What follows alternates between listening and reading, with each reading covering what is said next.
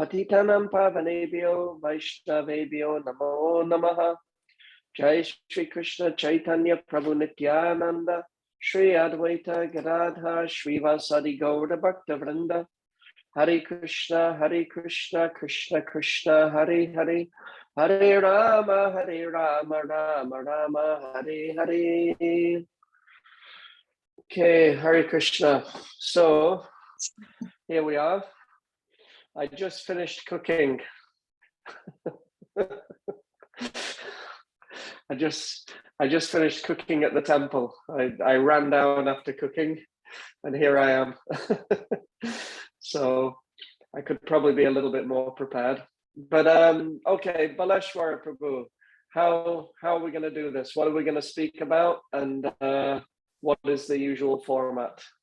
So Prabhu, normally we start by this time and we try to finish by before 9 somewhere. And as you know, we are going to talk about importance of prasadam, and which is called a sanctified food. And if you can explain this to us, and if it's possible, if we have time, very bare minimal way to offer food to Krishna, and then we can have kind of things, if it's possible, if you have time. Yeah. And okay, then, well, that's nice. Sorry. If we have some time, so we can take some questions as well, if anyone has. Yeah. Okay. All right. Well, Hare Krishna, thank you so much for having me here. Baleshwar has been trying to get me here for a long time. Yeah, I know. I've been very sneakily not being able to make it, but I'm here. And I'll actually, so we're going to speak about prasadam.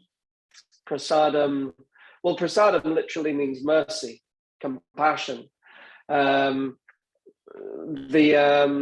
Is there a way of turning off the sound, the notification when people come online? Let me try to check it. Let me try to take it. Yeah. I think there's a setting where it doesn't matter if you can't. It's not the end of the world. It's just every time someone else comes on, it's beeping and binging. So yes, I think there's a setting somewhere so that it doesn't make any noise. Yeah. So anything which has been enjoyed by Krishna or even Krishna's pure devotees is prasad. So, for instance, there's a nice picture there with Mintu Nandi. You have a nice picture of Laddu Gopal, and Laddu Gopal's wearing his crown and he's wearing his jewelry and he's on his throne. So all of these articles that the deity enjoys, when those articles are then later on distributed to his devotees, then that is prasad. So the cloth of the deity is prasadam, his food is prasadam, any item which he or she, in the case of Srimati Radharani, anything which they have enjoyed becomes their prasad. Anything which is offered to them is their prasad. But generally speaking, in the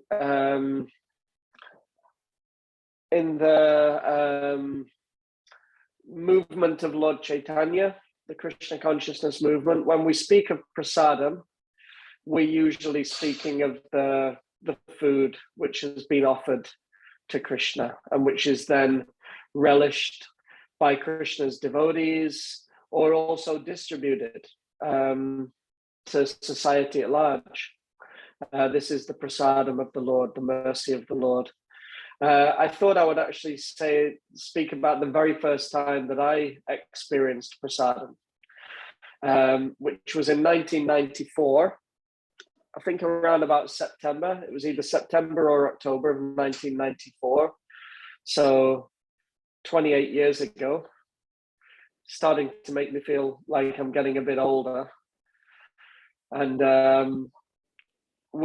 I come from a town in the northwest of England called Blackpool. It's quite a famous town. It's like a seaside resort. A lot of people go there for their holidays. It's full of fun fairs and rides, and it's on the seaside. And the devotees from here, Karuna Bhavan, our temple in Scotland, they traveled down to Blackpool to do a festival. They hired the local library in the town centre of Blackpool, and we had a festival there. And some of my friends were interested in Krishna consciousness. They had met devotees on the streets of Blackpool. They had been given books. They'd been given books about Srila Prabhupada and also books by Srila Prabhupada. And they were reading those books, and they had a real interest in Krishna consciousness.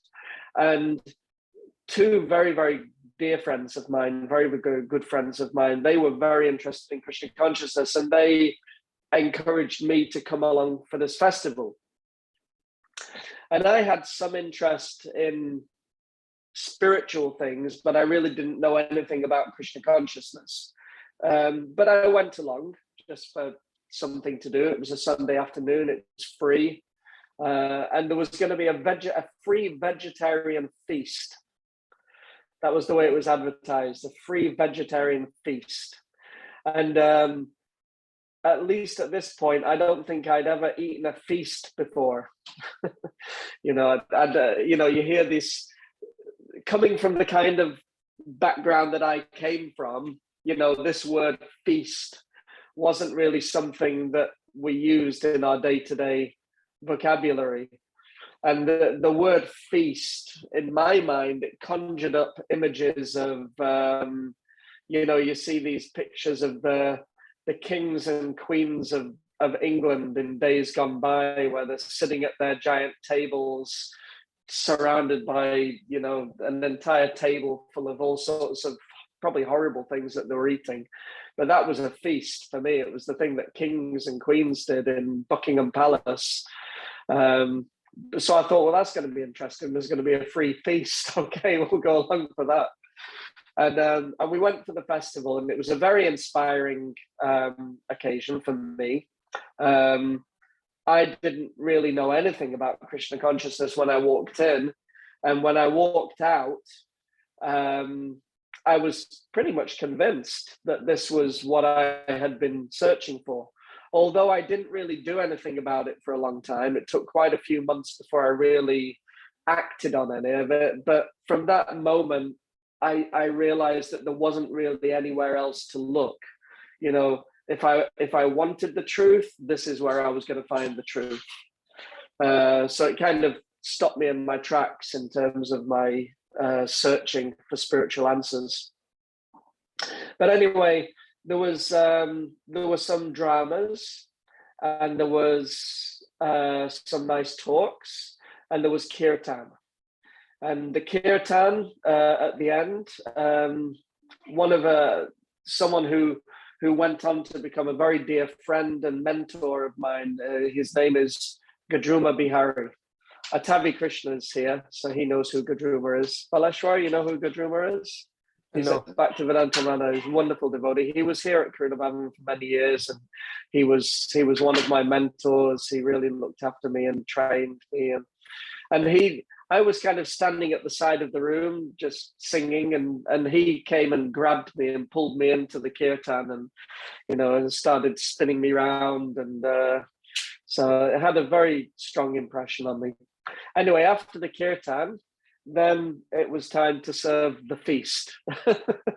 And the feast was a plate which had 4 things on it, 4 items. And none of these things I had any idea what they were. So there was, there was khichdi, there was chutney, there was puri. Oh, actually, no, there was khichdi, puri, halava, and burfi. And I had never seen food like this before in my life. I had no idea what I was looking at. You know, I was a vegetarian at this point. I'd been a vegetarian for about a year. But the type of food I was eating was, you know, omelets and chips. You know, I'd never seen anything like this. So, you know, there's a piece of burfi there. Okay, a white cube, basically a yellow-white block And I had no idea what it was, but it looked like cheese. It just looked like a piece of cheese. I couldn't think of anything else that it might be, because I'd never seen anything before it. So I picked up the burfi, dipped it into the khichdi, and started eating, and I was just thinking, this is the weirdest food I've ever eaten in my life. I couldn't figure out what was a sweet, what was a savory. It was completely alien. And I remember afterwards, because there were a few of us that went, two of my friends were very interested in Krishna consciousness, but another 4 or 5 of us went, but I had no idea what Krishna consciousness was at all. And I remember afterwards sitting with them, and I remember my friend Matthew was like, that was alien food.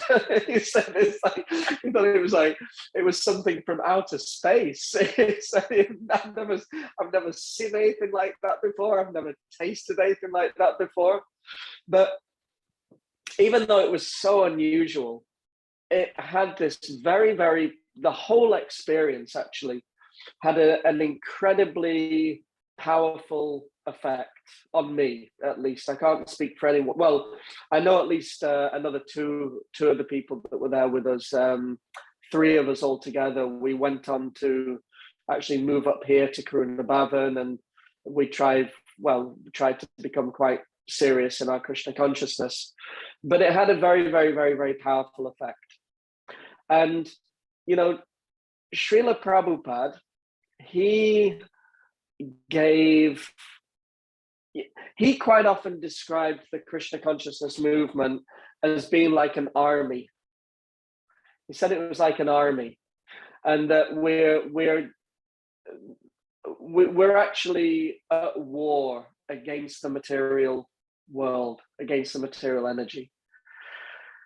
That's the mission of Lord Chaitanya. The mission of Chaitanya Mahaprabhu is to remove all the ignorance and all the illusion of the material world through the Sankirtan army, the Sankirtan movement.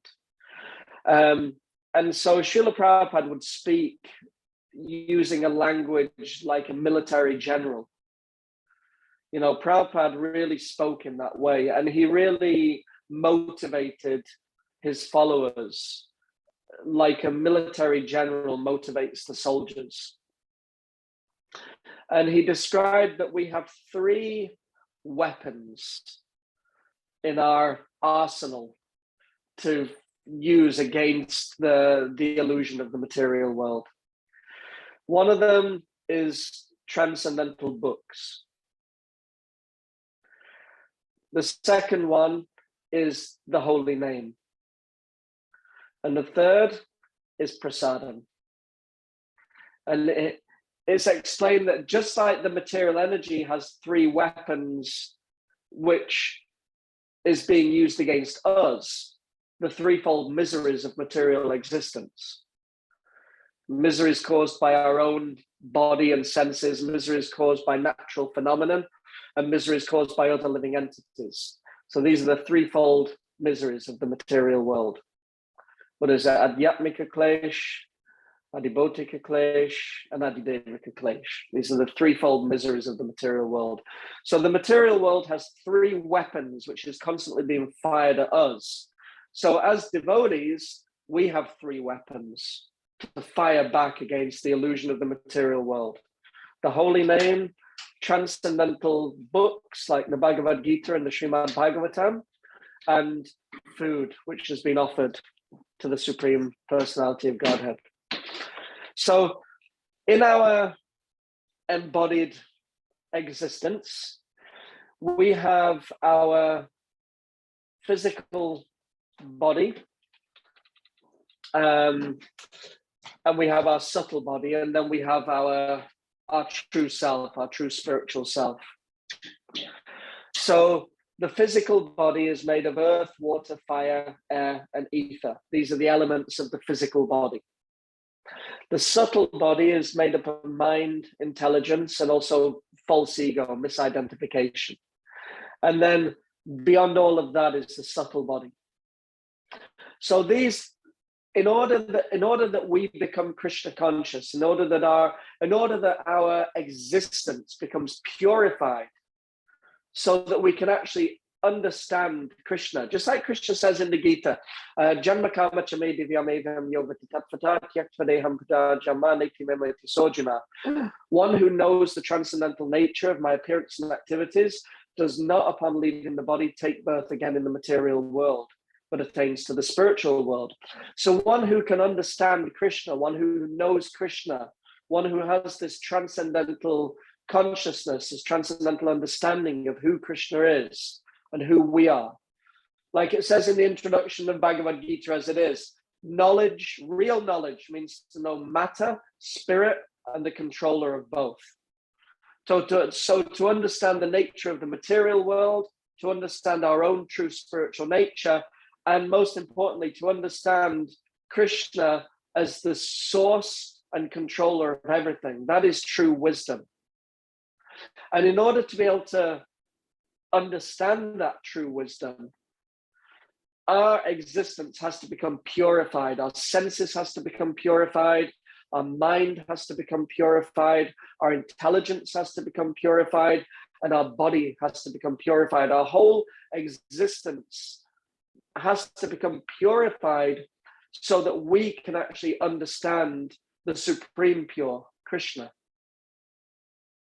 So these three weapons, the holy name, the transcendental books such as the Bhagavad Gita and the Srimad Bhagavatam, and the food which has been offered with devotion to Krishna, sanctified food. By using these three weapons, these allow the living entity to completely purify their existence. And all three of these things purify our whole existence. But still, what is the Hare Krishna mantra? Mana.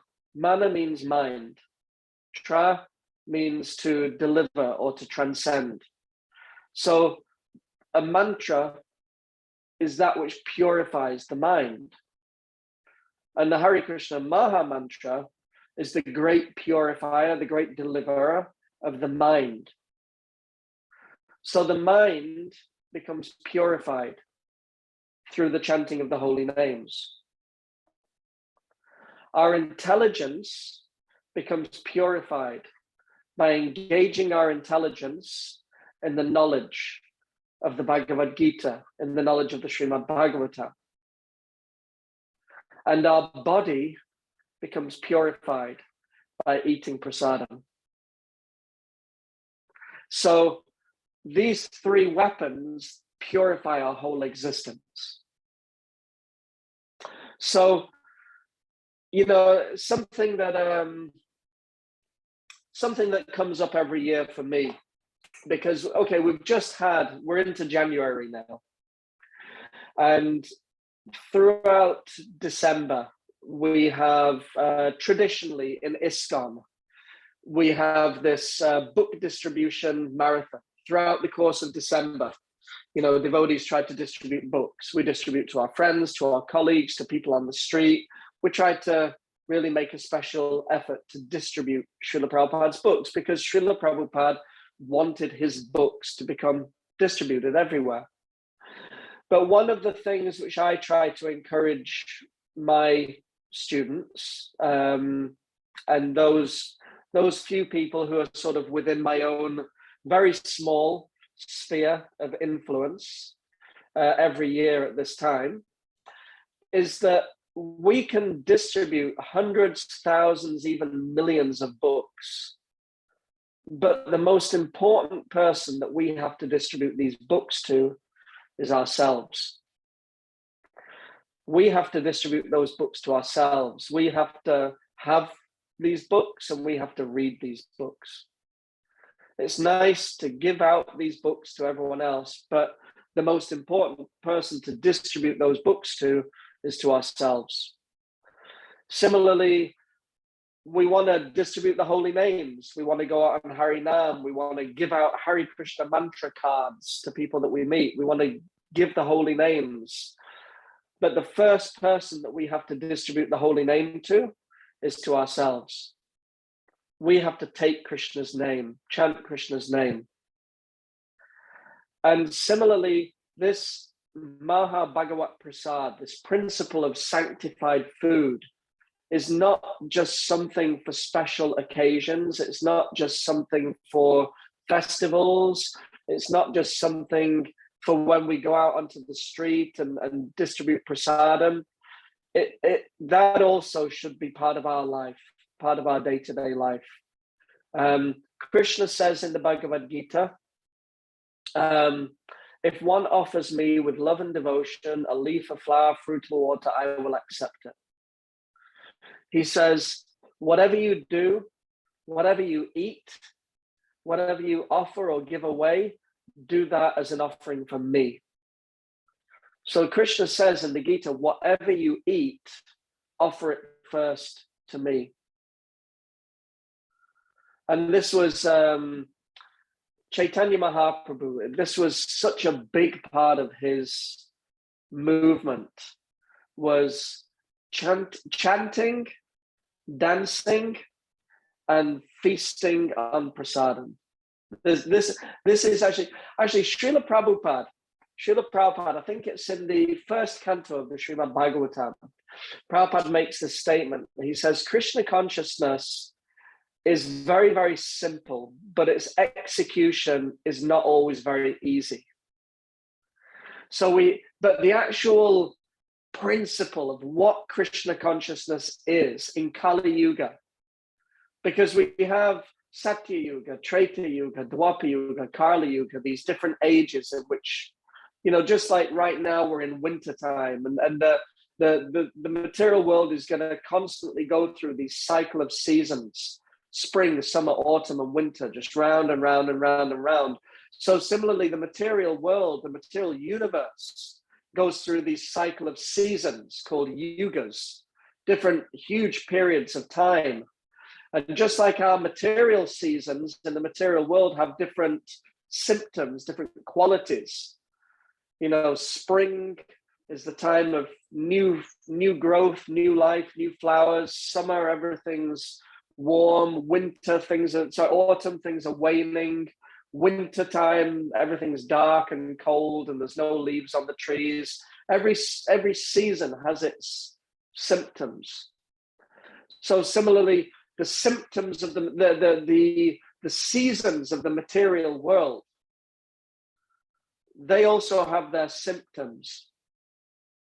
And according to the symptoms of the seasons of the material world, then Shastra recommends a process of self-realization, a method of spiritual realization, which is appropriate to the symptoms of the seasons of the material world. And right now we're in Kali Yuga. This is the winter age. This is the last of these four ages. And Srimad Bhagavatam explains, Prayana Payosha Sabya Kalavasman Yugejana Mandasu Mandamateo Mandabhagyahu Padrita. In this age of Kali, people live short lives, they are lazy, quarrelsome, misguided, unlucky, and above all, always disturbed. And so Chaitanya Mahaprabhu has given the process for the living entities in this age.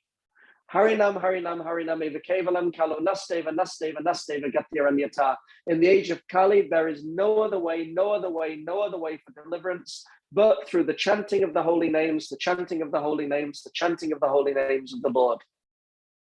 So Prabhupada would say, you sing, you dance, you chant, and when you get tired, you sit down, you eat prasadam, you get your strength back, you get up and you chant some more. So this is the process. We chant Hare Krishna, we read the Srimad Bhagavatam, and we eat prasadam.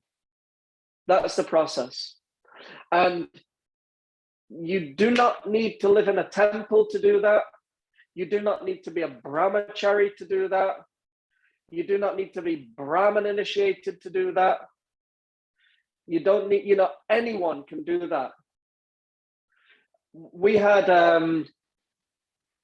let me just, I need to keep an eye on the time, otherwise I'll get carried away. We had, just a second, never mind.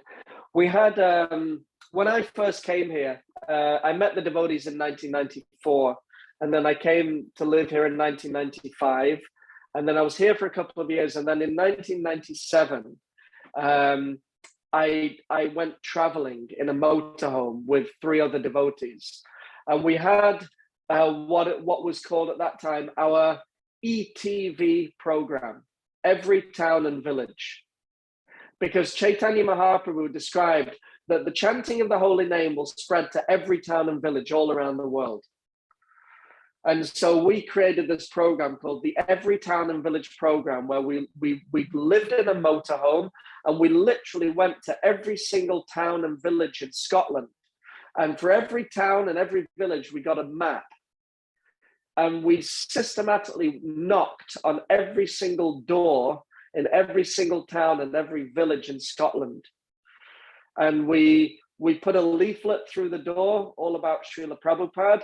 And for those people who opened the door, we tried to distribute a book. We asked them to chant the holy name. We had asked them to give a donation. We asked them to give some food. We tried to systematically go to every town and village in Scotland to share Krishna consciousness. And as a young, enthusiastic monk, which I was at the time, I was living as a monk, as a brahmachari, it really sort of sparked off my imagination that we want the Krishna consciousness movement to spread to every town and village all around the world. And because I was living as a brahmachari, and we had a temple here in Karuna Bhavan, and we had deities in that temple. So I had this idea in my mind that this is what it means to spread Krishna consciousness to every town and village, is that in every town and village all around the world, we want there to be a temple, and we want everyone to become a monk. Everyone, every single person in every town and village all around the world, we want every one of them to become a monk and build a temple, and just everything becomes a temple. It's just temples everywhere and monks everywhere, But a few years ago, I came across a book by one of our acharyas, Srila Bhaktivinoda Thakur, and in that book, he's describing the principle of the Namahata, the marketplace of the holy name. And basically the principle is that it doesn't matter whether you are a grihasta or a brahmachari.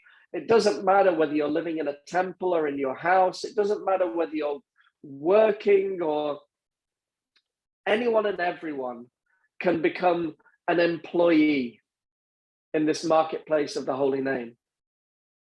And if we effectively want to take the Krishna consciousness movement and spread this movement all around the world, then we should turn our own homes into temples of Krishna. And our families, that becomes our ashram. That becomes our Sanga. Our families and our friends, that becomes our kirtan. That becomes our Sanga. That becomes our life. And a big part of that is this principle of prasadam. And actually, Bhaktivinoda Thakur, he makes a wonderful point about prasadam. He says, because he's describing this marketplace of the holy name, and he describes all the different jobs that are available in that marketplace. There's a job for everyone. Anyone that wants to work in the marketplace of the holy name, there is employment for everyone. And one of the jobs which is available is the job of being a cook. Actually, cooking for Krishna is a job in the marketplace of the holy name. And Bhaktivinoda Thakur, he explains that the mercy of Srimati Radharani is particularly distributed to the fallen souls of Kali Yuga in the form of Bhagavat Prasadam. So if we are offering our food to Krishna, and if we are distributing that food, first of all to our friends and family, and then by extension to the fallen souls of Kali Yuga, then we're actually helping to spread the mercy of Srimati Radharani and the mercy of Chaitanya Mahaprabhu. So this is such, my spiritual master, my guru, he described when he was a very, very young devotee in the 1970s, he went to a presentation in one university somewhere in the United States. And the way that this program was advertised, they put posters and leaflets and flyers all over the university campus. And the way that it was advertised was, come and see matter transformed into spirit before your very eyes. So sometimes like a magician will say, I will now transform this into this before your very eyes. And a magician will create an illusion. I'm going to pull a rabbit out of this hat, or I'm going to, come and see this thing take place before your very eyes. So the way it was advertised was, come and see matter transformed into spirit before your very eyes. So the devotee who was giving the presentation, he came on stage and he gave a talk all about Krishna consciousness. He spoke about chanting Hare Krishna and the principles of Krishna consciousness, Bhakti Yoga, the Bhagavad Gita. And after he had given his presentation, he said, so now the moment that you have all been waiting for. It's very dramatic, real showman. Now the moment that you have all been waiting for. Now I will transform matter into spirit before your very eyes. And a devotee at that moment came from off stage and he had a big plate of fruit. And he had this big, big tray full of fruit, and he came and put the tray on a table. And on that table was a picture of Srila Prabhupada, a picture of Lord Chaitanya and his associates, the Panchatattva, and a picture of Radha and Krishna. And he put this fruit on the table, placed it before the picture of Krishna. He took a bell, he bowed down on the floor, and he began chanting prayers. Prayers to Srila Prabhupada, prayers to Chaitanya Mahaprabhu, and prayers to Radha and Krishna. And after he had finished, he stood up, clapped his hands 3 times, and he said, so now this, what was previously mundane matter, is now transcendental spiritual substance. And then they distributed the fruit to all the people in the audience. So this is the wonder of Prasadam, is that if we simply place our food before Krishna and we ask Krishna to please accept that food, we offer some simple prayers. It's a very simple process, actually. Very, very simple. It can be very, very elaborate. It can be a very involved, elaborate procedure, but it can be as simple as just taking your food, having a plate, which is just for Krishna, no one else. Go and buy a plate. Go and buy a simple stainless steel plate and a couple of bowls. And these are Krishna's plates and Krishna's bowls, and nobody else is allowed to eat off these. They're kept in a special place in your kitchen, a nice place for Krishna. And when you cook, before you eat, you take a little portion of the food, put it on a plate, put the plate in front of a picture of Krishna, and say, my dear Lord Krishna, please accept this offering. And then chant Hare Krishna, Krishna Krishna, Hare Hare, Hare Rama, Rama Rama, Hare Hare. And then just leave it there for 5 minutes so that Krishna can enjoy his meal. And then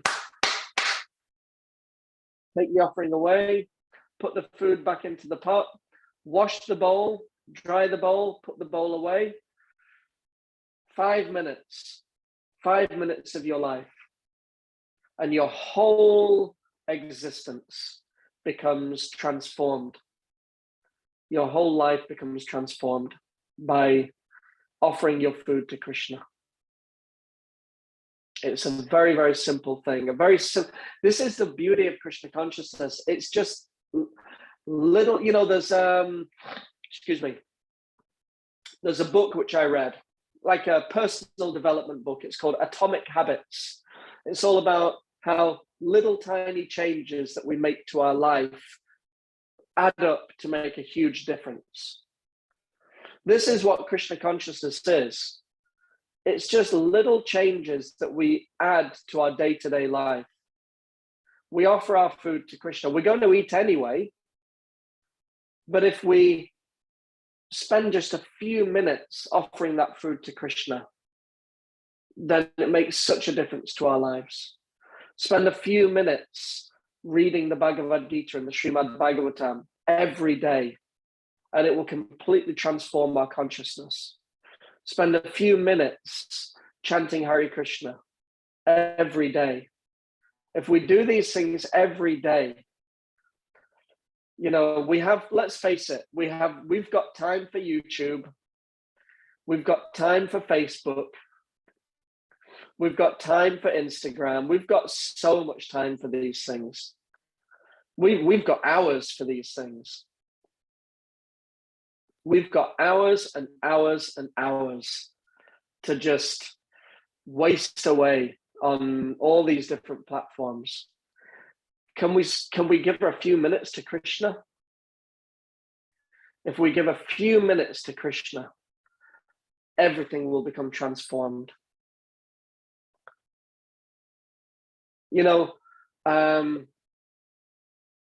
Everything in the material world, all the things that we do in material life, ultimately, at the end of the day, in the universal picture of things, they're really not worth anything.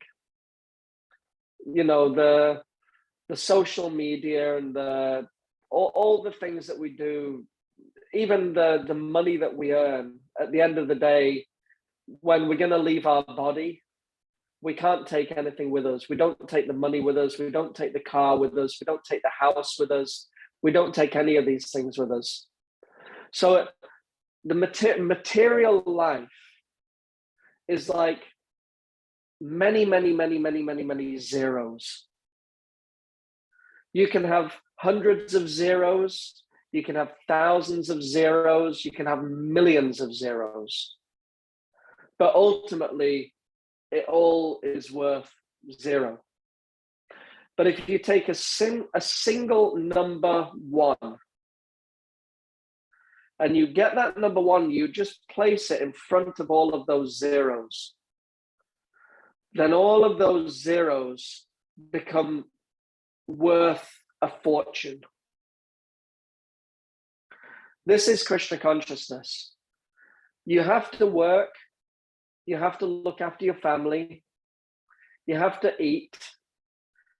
You have to look after your house. You have to do all these things. But if you just take Krishna and add Krishna to that life that you already have, then your life becomes priceless. Your life becomes worth everything because now Krishna is part of that life. So this is the principle of Krishna consciousness. We don't have to move into the temple or become a monk or do any of these things. We just add Krishna to our life, add Krishna to our family, add Krishna to our work. add Krishna to our recreation, add Krishna to our food. Just add Krishna, and then our whole life becomes immensely valuable.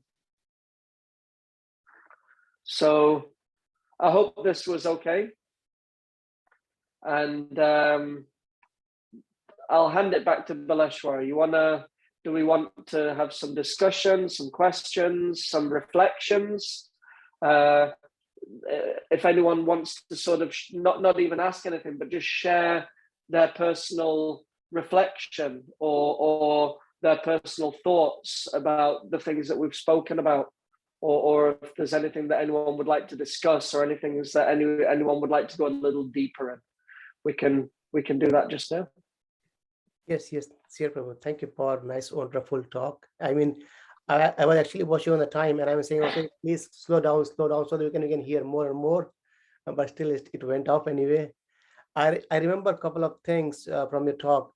I think 4 years back, when I think as Bhakti Prabhu Maharaj, he was at my home, and he was giving a talk, and he says that and the science says in every 7 years, all the cells of our body get changed. So if we can take Krishna Prasadam for 7 years, our metal body can become spiritual as well. Yeah. That's what I could remember. And also, I think Prabhupada also says that our Krishna consciousness is also one of the kitchen religion, where we take prasadam and distribute prasadam and enjoy prasadam. Right. So yes, again, anyone wants to share anything or have any questions, please feel free to ask. Raman Prabhu can give a nice thought to us as well. Thank you, Prabhu, for this wonderful session. I thoroughly enjoyed it quite a lot, especially the way you explain about prasadam. I think I've never had this sort of quantified, I would say, an effort put on just one word, prasadam, and it truly logically also sort of makes sense. Spiritually, it makes sense. I just had one thing, with the material world which we are in right now, and we are so engrossed in this rat race where we are just sort of working, we are sort of living our life, just so busy with work, making life happen, that somehow I'm personally speaking for me, I'm still not getting the aha moment that probably you or Prabhuji over here got, about yes, Krishna consciousness is the answer, because somehow it just feels that I mean, don't get me wrong, I do like the sessions that I'm being in and everything, but it's just sort of life is so busy at times that you forget to chant, or you forget to, or not forget, but I would say, I can do it tomorrow or something, or for the temple, I can go maybe next week or something, not today, and it just bogs you down. So these are just my thoughts. I mean, I'm still sort of finding my way through all of this, to be honest. But again, thank you so much for this session. It was really lovely hearing. Thank you. It reminds me of there was a movie that I enjoyed when I was a teenager, and in that movie, the main character, he had a catchphrase that was like his catchphrase. He used to say, "Life moves pretty fast. If you don't stop and look around once in a while, you might miss it." So we're so busy, like you say, Rishab, we're so busy just trying to keep up with everything. We don't realize life's passing us by. So, sometimes one of the mistakes we sometimes make is that we set our sights too high. We set our goals too high, especially spiritual goals. For instance, we might visit the temple and we meet the devotees that are living at the temple. We ask a little bit about them. You know, what are your daily practices? And they might say, well, I'm chanting for 2 hours every day. I'm reading the Srimad Bhagavatam for an hour every day. I'm attending the morning program. You know, I'm doing this, doing that. And we just think, this is just more than I'll ever be able to do. And so we end up doing nothing. And it's nice that we want to, okay, we'd like to eventually get to that point where we're chanting 16 rounds every day. We're following the 4 regulative principles. We're completely absorbed in reading the Srimad Bhagavatam. It's definitely the goal. It's where we may want to get. But in the beginning, chant 1 round every day. It takes 10 minutes. Chant 1 round every day. Offer your food to Krishna, but it can be very, very simple. It can just be, we may think, well, what I have to offer is not good enough, so I'm going to do nothing. But we underestimate the real love and mercy and compassion of Lord Chaitanya and Lord Nityananda. If all we have time to do is to just quickly put our food, actually, Srila Prabhupada, there's one letter from Srila Prabhupada where he says, it's enough to just get the pot that you cooked your food in, put the whole pot before a picture of Krishna, and just say, my dear Lord Krishna, please accept this offering, Hare Krishna. We may think to ourselves, there's no love, there's no devotion. Maybe yes, maybe no, but we've done it, and it's better than not doing it. We've made that gesture, and Krishna sees that gesture. So even if all we have time to do is make some sandwiches before we go to work, get those sandwiches, hold them before a picture of Krishna. Krishna, please, you accept this offering. And then eat. It's the tiniest little thing. It takes less than a second. But Lord Chaitanya sees that gesture, and he will help us make further progress, further advancement. So even if we're so busy and so overwhelmed with life that we feel that we don't have so much time to really get absorbed in spiritual life, just make tiny, insignificant little gestures to Krishna. And Krishna will see that, and Krishna will help. Krishna will reciprocate. Krishna says in the Gita, Ye yatamam prapadyante tamstateva bhajamyaham. As everyone surrenders to me, I reward them accordingly. Krishna reciprocates. That's the whole principle of bhakti. Bhakti is all about actually having a relationship with God. Krishna is a person. He reciprocates. So whatever little tiny thing we can do that, and our whole life will be transformed. Nivedita, it looked like you were going to say something before your microphone went off. Would you like to give some reflection or say something? Yes, Hare Krishna, Prabhu. Thank you so much. I would like to echo Rishabh Prabhu's words as well. It was wonderful session. Thank you so much. I just have one question. Is in terms of in terms of prasadam, right? So sometimes it's easy when you're just away, you're by yourself. Yes, I could eat sattvic food, I could eat all that. But when you go and meet your family, when you're with your family who might not, it's difficult to, I've tried, it's difficult to come in terms with, for them to come in terms if they haven't done this all through their life. And I say, oh no, don't, we should avoid onion and garlic. Oh no, they have a lot of immunity, all those stories come in. So how do we come in, like when we go visit our families, etc., how do we continue? Do we just, there can be some arguments, etc. Is it good to go into arguments, or in a practical situation, how do we address these issues? I think that was... Yeah, it's an important point, actually. And there's an interesting story with Srila Prabhupada. It's nice. Prabhupada's the Acharya, and Acharya means one who teaches by example. And if we study Srila Prabhupada's life, we can see there is an example of everything that we can learn from. So once Srila Prabhupada went to eat in one family's home, and the wife of the host had cooked for Prabhupada, and when they served Srila Prabhupada, I think someone realized that there was onions in the food that had been cooked.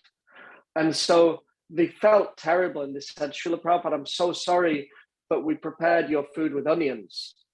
And Prabhupada ate a mouthful of the food, and he said, no, I can't taste any onions, and just carried on eating.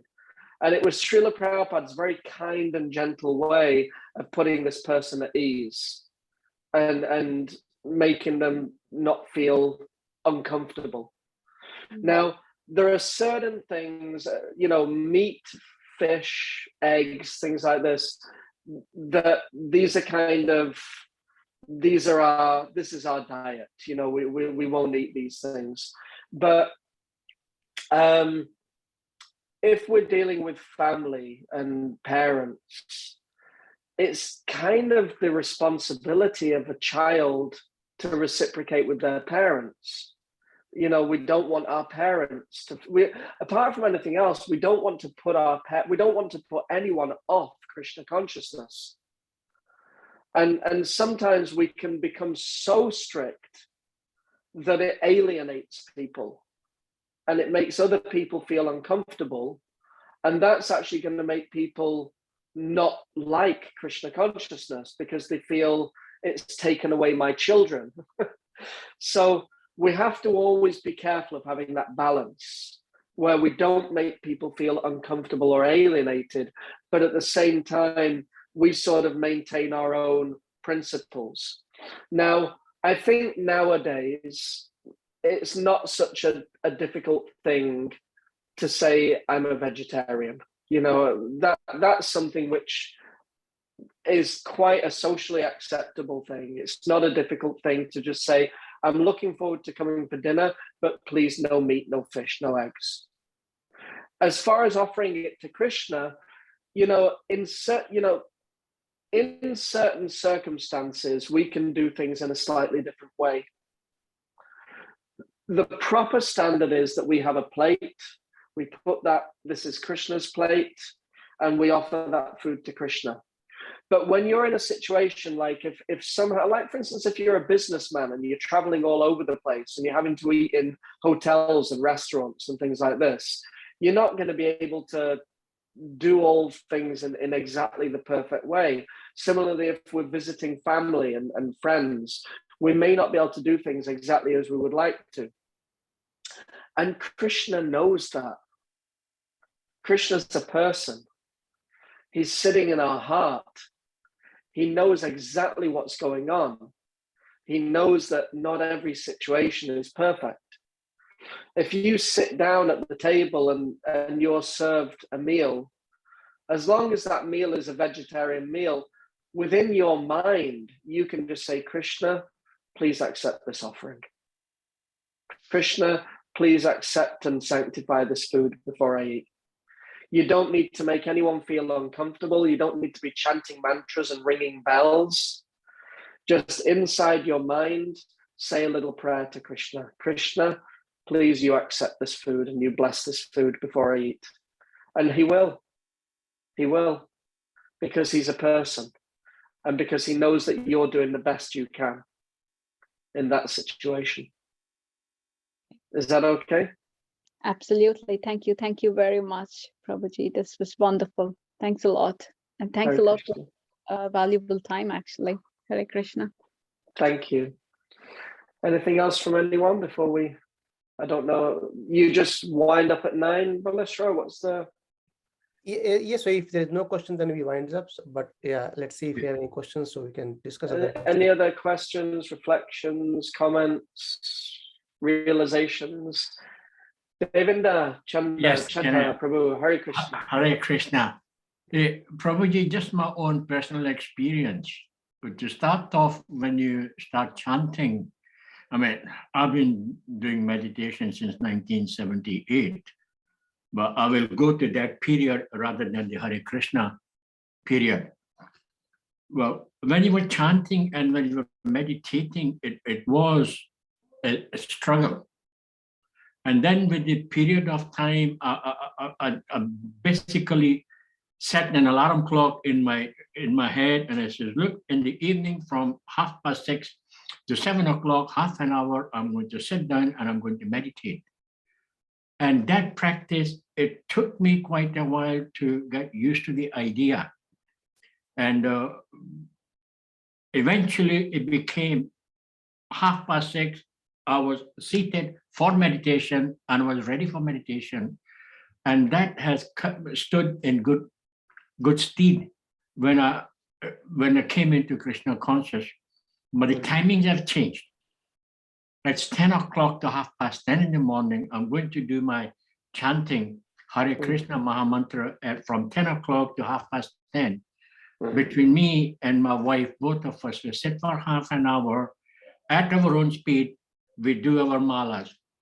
I mean, we've not guaranteed, we've not taken a vow, okay, we're going to do 4. Sometimes it's only 3, sometimes it's 4, sometimes it's 5. It just depends on the frame of mind we are. And it's not 10:30 to 11 o'clock. Sometimes it can extend up to 11:15, 20 past 11, 11:30. We don't get up until we're ready to get up. So if that maybe helps somebody, set a clock in your brains, and you say, right, I'm going to spend 5 minutes, 10 minutes, 20 minutes. You take the first step and let Krishna worry about the rest. You don't take the first step, Krishna is not interested in you. You have to take the first step towards him. And it'd be amazing how quickly your outlook to Krishna consciousness changes. Hare Krishna. Hare Krishna, thank you. This is nice, when we take a step towards Krishna, it's said that when every step you take towards Krishna, and I've heard this said in so many different ways, devotees say, you take a step towards Krishna, he takes 10 steps towards you, he takes 100 steps towards you, he takes 1,000 steps towards you. But actually, even if Krishna only takes 1 step towards you, everything about Krishna is unlimited.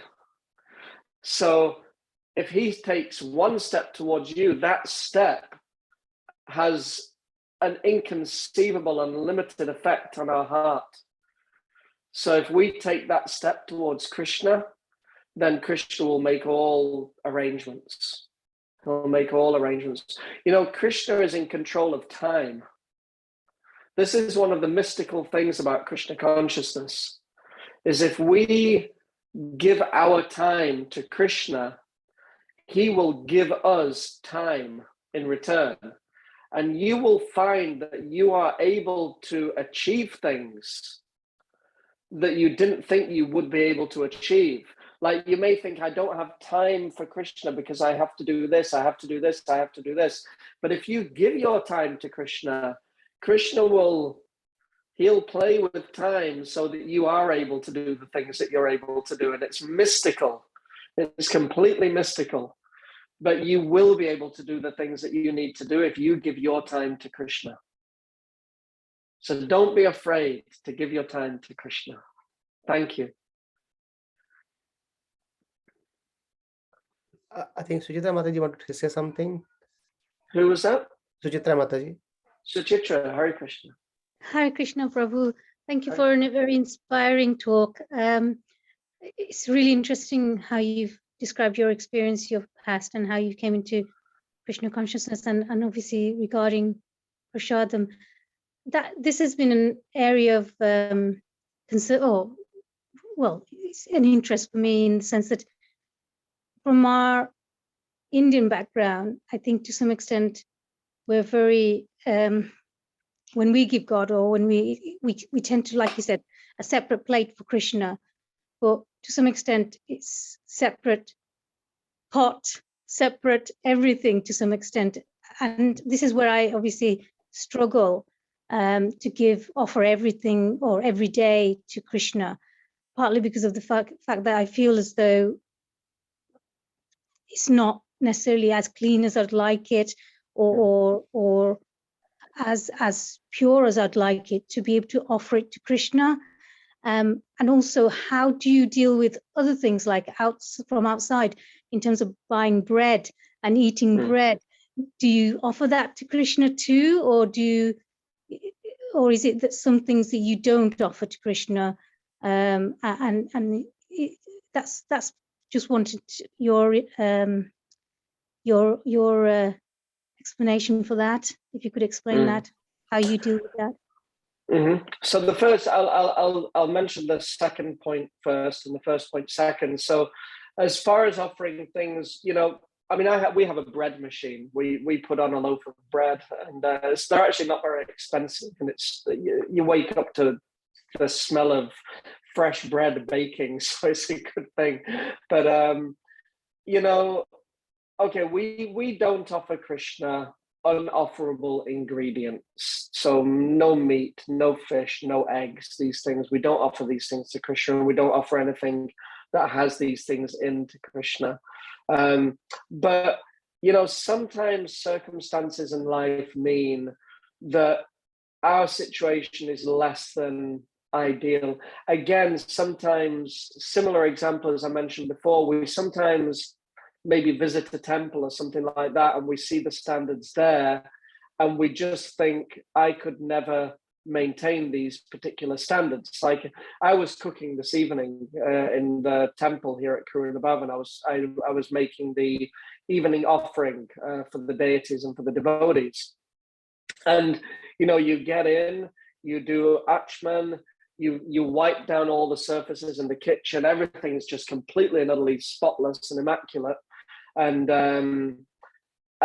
after you finish, by the end, the kitchen has to be cleaner when you finish than it was before you started, it's a high standard.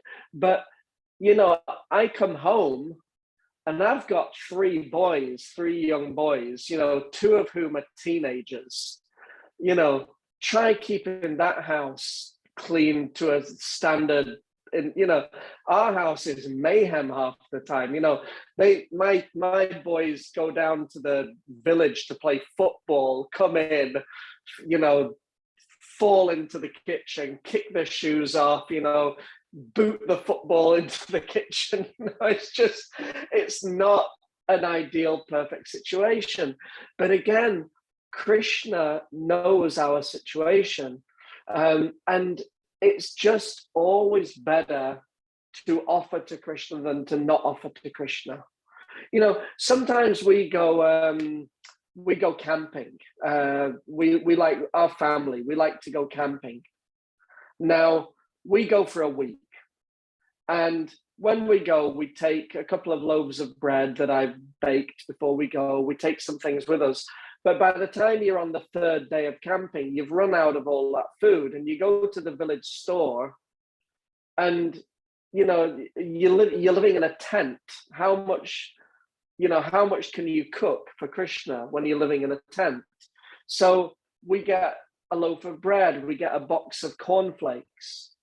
It's not perfect, but it's also not the very worst thing in the world either. It's said that we shouldn't eat grains that are cooked by non-devotees, and that's a fact. Ideally, we shouldn't. But sometimes the circumstances that we're in mean that it's actually very difficult not to. And we can torture ourselves in our mind, or we can do the best that we can do in the situation that we're in right now. Sometimes Srila Prabhupada would drink a can of 7-Up when he was on an airplane, things like that. In fact, there's even stories of devotees giving Srila Prabhupada bars of chocolate, and he ate those. In fact, one time, one devotee gave him 2 bars of chocolate, and one of them was milk chocolate and one was dark chocolate, and he tried a little bit of each, and I can't remember which one he preferred, but he liked one more than the other. So we do the best we can do, and if our circumstances mean we need to get a loaf of bread from the shop, offer it to Krishna. If you're out with your children and you need to give them a snack, and you know, they're young kids, they need something to eat, and you need to buy them a bag of crisps, offer it to Krishna. You know, whatever you do, whatever you eat, whatever you offer or give away, do that as an offering for me. We offer it to Krishna. And I think that also answers the question of like cleanliness as well. You know, yeah, the house may not be as clean or as pure as we would like it to be, but still, we offer everything to Krishna. We offer everything to Krishna. And Lord Chaitanya, this is the mercy of Lord Chaitanya. Chaitanya Mahaprabhu, he only sees the good that we do. Nityananda Prabhu only sees the good. They overlook the imperfections because Kali Yuga is full of imperfections. It's full of imperfections. You know, and Krishna says in the Bhagavad Gita, every endeavor is covered by some fault. We can analyze our lives and look at all the faults and all the things that are wrong and all the things that we wish were better. And we can think, well, I can't do anything for Krishna because of this fault or that fault or this fault. No. Whatever you eat, you offer it to Krishna. Your kitchen's not as clean as you would like it to be. Still, you offer your food to Krishna. And Krishna will accept it, knowing how difficult it is. Krishna knows how difficult it is for the living entities in the material world in Kali Yuga. He knows how hard it is. And he really appreciates that no matter how difficult it is, we're still trying as much as we can do to remember him. So Chitra, is that okay? Would you like to add anything to that or reflect on that? Thank you, Prabhu. No, that's really helpful. I take everything you said on board, and I think you're right in the sense that I suppose in a way, if our conscience is pure, our conscience is clear in that we're, as you said, despite our difficulties and difficult situations, we are offering in a pure way to Krishna the best we can, then I can't see Krishna not, you know, or holding against us if our intention is pure. Yeah, and you know, the very least that's going to happen is that by doing this, we're going to remember Krishna. Yes, Prabhu. You know, by offering to Krishna, we remember Krishna. We're going to remember Krishna. And that's actually Rupa Goswami, one of our acharyas. He explains that the essence of all instructions, the essence of all the directions that are given in Shastra is always remember Krishna and never forget Krishna. So if we don't offer our food to Krishna, we're not going to remember Krishna, but we want to remember Krishna. So if we make this one of the moments in our day that we remember Krishna, even if the situation's not perfect, but if we just make this resolution, I will always offer my food to Krishna. You know, sometimes I'm out, like sometimes I go on Sankirtan, distributing books, and I don't have anything to eat. So I nip into a health food store and I buy a bag of dried fruit and nuts. And I just hold it to my heart because Krishna is there in my heart. I hold it to my heart. Krishna, please accept this offering. Hare Krishna, Krishna Krishna, Hare Hare, Hare Rama, Rama Rama, Hare Hare, and I eat. You know, even a simple thing like that.